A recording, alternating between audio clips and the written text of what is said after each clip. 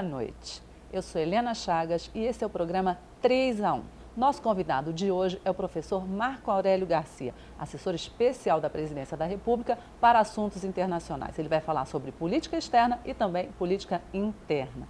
Participam dessa entrevista a colunista da Folha de São Paulo, Eliane Cantanhede, e o repórter Roberto Maltic, aqui da TV Brasil. Professor, é um prazer recebê-lo aqui no programa. Mas antes de começar, nós vamos assistir a uma pequena reportagem sobre o nosso entrevistado. Gaúcho, formado em Filosofia e Direito, exilado político e fundador do PT, Marco Aurélio Garcia é hoje um dos principais assessores do presidente Lula. Dono de opiniões e atitudes polêmicas, é praticamente um porta-voz para questões de política externa da presidência. Participou de negociações internacionais nas quais o Brasil teve interesse direto. Por exemplo, quando a Bolívia tomou o controle das refinarias da Petrobras naquele país.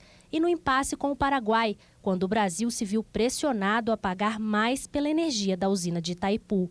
Garcia também coordenou a participação do Brasil na libertação da ex-senadora colombiana Ingrid Betancourt, refém das Farc. Sobre o conflito em Honduras, o assessor defende o apoio brasileiro ao presidente deposto, Manuel Zelaya. Como presidente do PT, Marco Aurélio Garcia foi um dos estrategistas da campanha para a reeleição do presidente Lula. Pelas posições que assume e pela maneira como articula assuntos internos e externos, ele também auxilia o governo nos mais diversos temas relacionados à política nacional. Professor, queria começar com uma pequena provocação com o senhor. O senhor é conhecido aqui em Brasília como chanceler do B, uma espécie assim de ministro alternativo das relações exteriores. Tal é a sua influência na política externa do governo Lula, o senhor lá dentro do Palácio do Planalto. Como é que é esse papel? Como é que é essa bola dividida aí do senhor com o Itamaraty? Bom, em primeiro lugar, não há bola dividida, por uma razão muito simples. A formulação mais geral da política externa sempre é do presidente da República, como é no caso da defesa e outros setores. No entanto, no caso brasileiro, nós temos uma diplomacia que é qualificada como uma das melhores do mundo. E nós temos, em particular, na cabeça do Itamaraty, um diplomata de extraordinária qualificação, experiência internacional. Então, quer dizer, não haveria nenhuma razão para que houvesse um chanceler do B. A função de assessor presidencial de política externa, ela existe há algum tempo. Ela existiu com mais frequência nos governos que se seguiram em 1985, aí houve eminentes embaixadores que serviram à presidência da República. Talvez uma certa novidade seja o fato de que eu não sou diplomata de carreira, eu sou uma pessoa originária da universidade e tenha ocupado essas funções. Mas há antecedentes, inclusive em outros governos. O presidente Juscelino Kubitschek teve como assessor o poeta Augusto Frederico Schmidt, que era um homem que, esse sim, tinha uma enorme influência e muitas vezes se chocava com o Itamaraty, que não é o meu caso. Mas o senhor não tem briga com o Itamaraty, não? Muito pelo contrário. Mas o senhor desempenha algumas missões, o senhor é interlocutor junto a personalidades, sobretudo aqui na América Latina, né? Como é que é isso? O senhor, quando vai desempenhar uma missão dessas, o senhor combina antes tudo com o Itamaraty? Por exemplo, Honduras, o senhor teve alguma interlocução? Não, no caso de Honduras, não. Apesar de fato eu conhecer há muito tempo o presidente Zelaya, ter estado lá há alguns anos, ter depois viajado junto com o presidente Lula e com o chanceler Amorim quando ele fez a visita de Estado, né?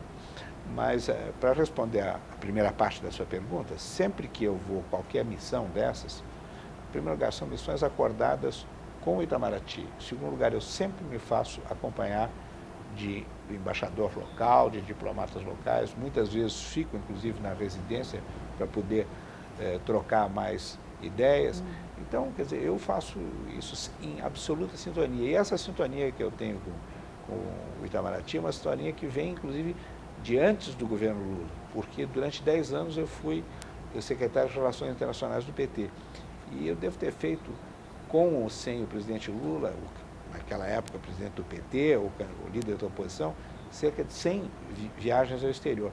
em praticamente todas essas viagens nós tínhamos um contato muito grande com o Itamaraty, que sempre teve uma postura de um Ministério de Estado, efetivamente, e, portanto, sabia, por um lado, implementar a política do governo, que é normal que o faça, mas, por outro lado, também ter um ouvido atento para as posições da oposição, na medida que nós sempre estávamos ali, oposição e governo, no suposto de defender a posição do país. Acho que a Eliane tem uma pergunta. Agora, professor, no caso específico da Venezuela, existe um certo mal-estar de alguns setores do Itamaraty, porque existe um contato direto do Planalto com o governo e, por exemplo, quando o Zé Dirceu era ministro, ele ia à Venezuela, falava com o presidente, falava com as cúpulas do governo ao largo da embaixada. Quer dizer, existe uma diferenciação da Venezuela nesse contexto? Quer dizer, o seu contato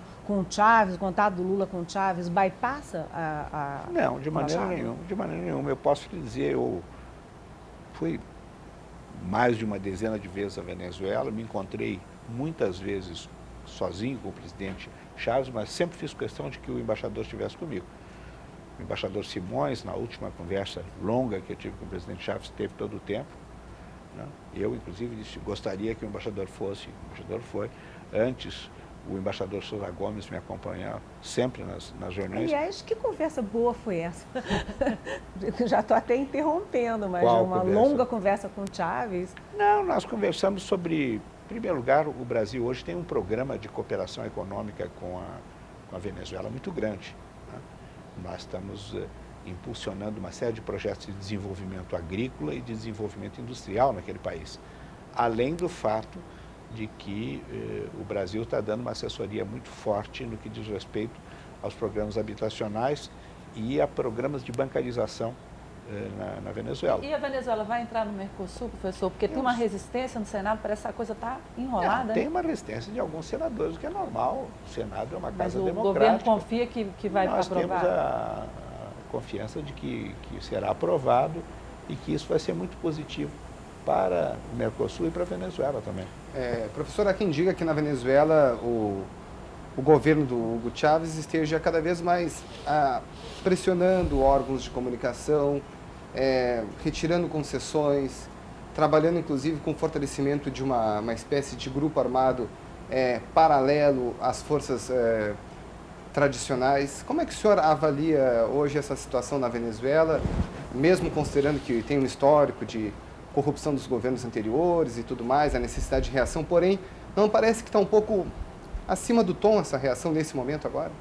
Veja bem, para nós é sempre muito difícil dizer qual é o tom dos outros países.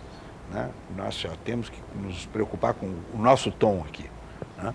No caso da Venezuela, evidentemente, é um estilo de governo distinto do nosso, porque corresponde a uma realidade muito distinta. Eu escrevi há algum tempo sobre isso, procurando justamente ponderar o seguinte: há determinados países da região, que são justamente os países andinos, onde por uma série de circunstâncias históricas que o tempo não me permitiria discorrer aqui, houve uma espécie de inadequação das instituições anteriores às novas dinâmicas sociais que estavam ocorrendo. Né? Esses países, justamente quando esses novos atores começaram a entrar, as instituições não estavam ajustadas, o que nós tivemos foi fortes períodos de instabilidade. Tome o caso da Venezuela. A Venezuela passou por uma longuíssima instabilidade. O Equador, 8 presidentes em 10 anos. A Bolívia, eu me lembro de ter ido 4 vezes à Bolívia, 14 vezes à Bolívia em 4 anos, e ter encontrado 4 presidentes diferentes. Bom, então isso era instabilidade. Nesses países, essa entrada de novos atores, a ampliação do espaço público, significou concretamente que houvesse uma espécie de refundação institucional. Não é ocasional que esses países passaram por processos constituintes. Então, esses processos de ajuste podem não nos agradar, podem agradar alguns, desagradar outros. Eles são diferentes daqueles processos que nós estamos vendo, por exemplo, no Chile, na Argentina, no Uruguai e no Brasil. Mas fazem parte da história da região. Né? Então, esse eu acho que é o elemento essencial que nós estamos vivendo nisso.